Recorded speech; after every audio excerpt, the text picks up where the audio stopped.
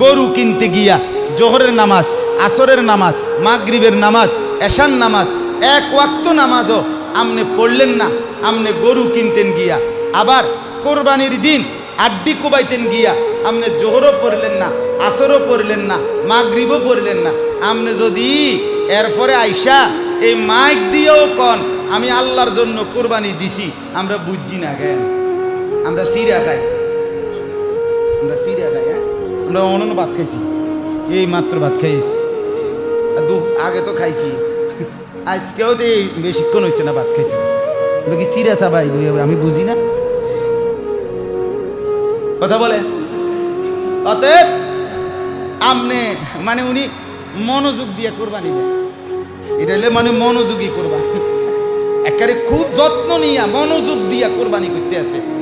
জোহর আসর মাগরিব এটি তো আইয়ে যায়, বোঝেন নাই কথাটা? এটি তো কত শনিবার কত রবিবারে কত জোহর কত আসর আইসে গেছে। আমি এই